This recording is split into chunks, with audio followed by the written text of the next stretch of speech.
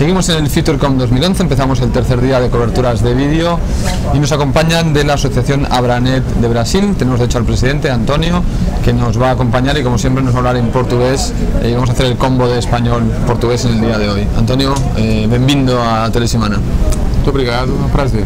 Para la gente que de América Latina, aquí en Brasil Abranet es muy conocida, todo el mundo sabe quiénes sois, pero quizá en América Latina, en el resto, todavía no se sabe quién es Abranet. No sé si podrías dar uma breve explicação de quem sois. Sim, a Abranet é a Associação Brasileira de Internet.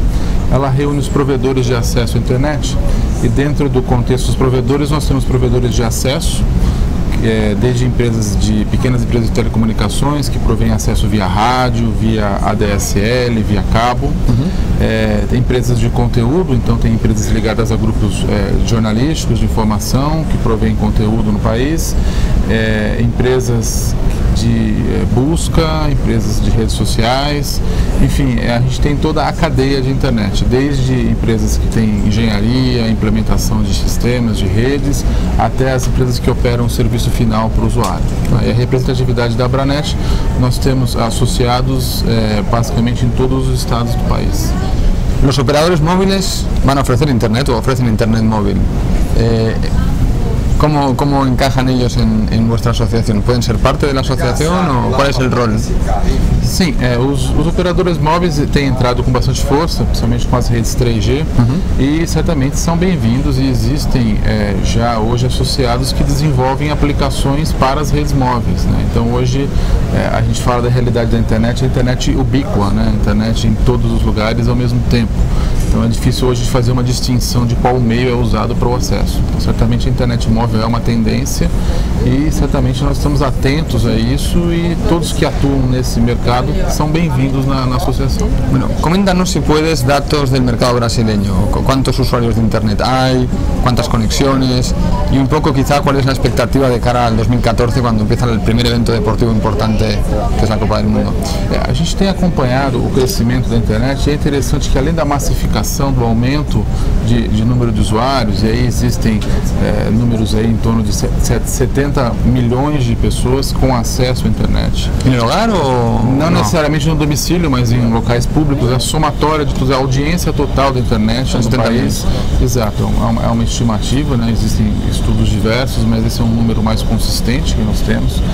O crescimento da internet móvel, como você havia mencionado, é um crescimento significativo, mas nós percebemos que além do aumento de usuários na rede, os usuários que já estavam na rede, a banda consumida por esses usuários aumenta muito, né? E nós percebemos uma tendência muito forte e irreversível do aumento de aplicações de vídeo sob demanda. Então as aplicações de vídeo têm crescido, certamente, por exemplo, nossa conversa aqui é um exemplo disso, né, de aplicações de vídeo.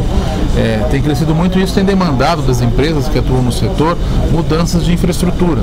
Então provedores que atuavam antes somente via rádio, por exemplo, hoje tem que atualizar suas redes e implementar fibra ótica. Então um movimento muito forte que nós estamos vendo hoje, principalmente dos operadores locais, é a construção de redes em fibra ótica.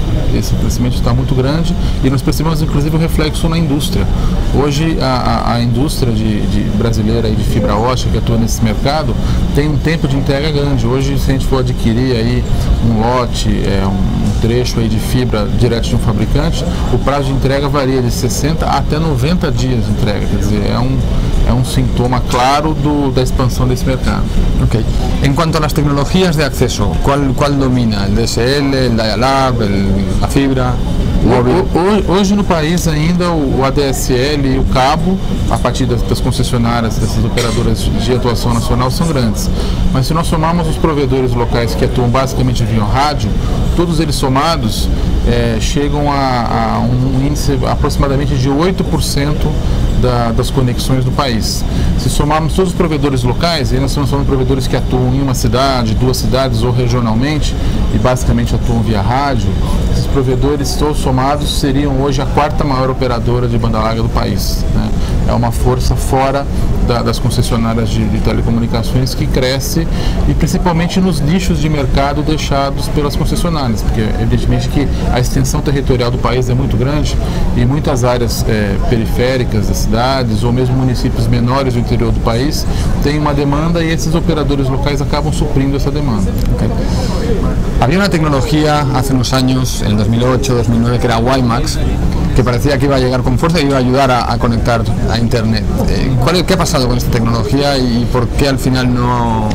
¿Cómo explicarías? Há uma expectativa, e é uma expectativa até transferida para o ano seguinte, do leilão de frequências, né? Então a grande questão foi, por parte do órgão regulatório, não ter liberado essas frequências, não ter ocorrido o leilão de frequências. O ano que vem há uma expectativa de leilão de frequências, e nós estamos falando além de frequências para aplicação do WiMAX, uma outra frequência muito importante, que é a frequência de 450 MHz, que é uma frequência que, por característica técnica, ela tem uma propagação maior. Então o alcance desse sinal é maior, tanto para telefonia como para a internet. Pero aí se usaria CDMA?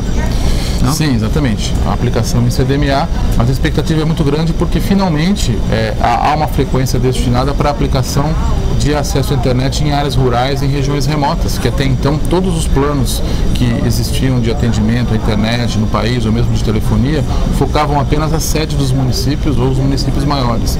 As áreas rurais no país, elas sempre ficaram sem nenhum tipo de atendimento, né? E a expectativa com essa nova frequência é que haverá condição técnica dos provedores, e aí sim a ideia é que os provedores locais atuem, né? Porque dificilmente um operador nacional, primeiro, que não vai ter interesse em uma operação desse tipo, e segundo, que não vai ter estrutura local para fazer esse tipo de atendimento. Então, isso realmente interessa a pequenas empresas regionais a atuação nesse segmento. Então a expectativa é bastante positiva em relação a esse leilão que ocorrerá no próximo ano, além da frequência também de 3.5, que para operações aí com maior capacidade são bastante interessantes.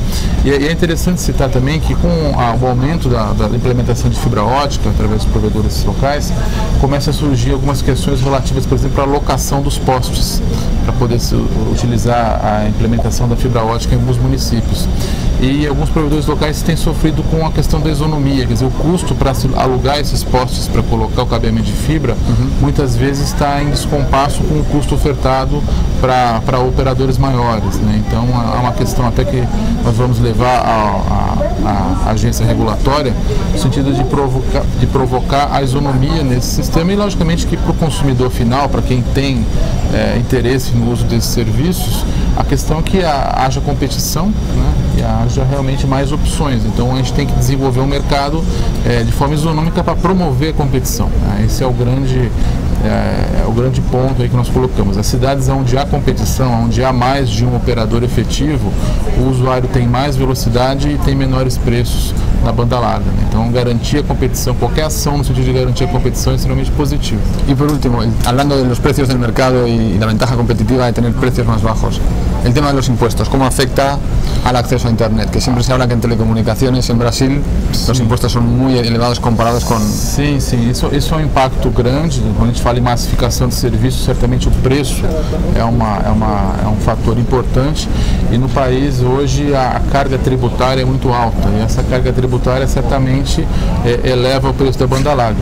E é interessante a gente notar também que existe hoje no Ministério das Comunicações e na Anatel um questionamento em relação à revisão de uma norma específica que existe aqui no Brasil, que é a norma 4, que separa a internet, a parte lógica da internet, da parte física da internet. E hoje a parte física da internet, que é telecomunicações, tem uma tributação elevada, que é a tributação de telecomunicações do Brasil, que é uma das maiores do mundo. A parte lógica da internet, nós estamos falando de atribuição de endereços IP, de firewall, de serviços de e-mail, ela não é classificada no Brasil como telecomunicações, então a tributação é menor. Então a nossa grande preocupação é que há uma movimentação no Ministério no sentido de transformar também esses serviços de valor adicionado em telecomunicações. E aí nós teríamos um aumento tributário num outro setor que até então não tinha uma carga tributária tão alta. Claro. Então a nossa expectativa aí é de estar, já entramos em contato aí com o Ministério, com a agência, no sentido de não permitir que isso aconteça, né? Sensibilizar as autoridades no sentido de que esse tipo de modificação certamente prejudicará o mercado como um todo. Bueno, buena suerte con la negociación con el gobierno. Ok, muito obrigado. Obrigado, Antonio.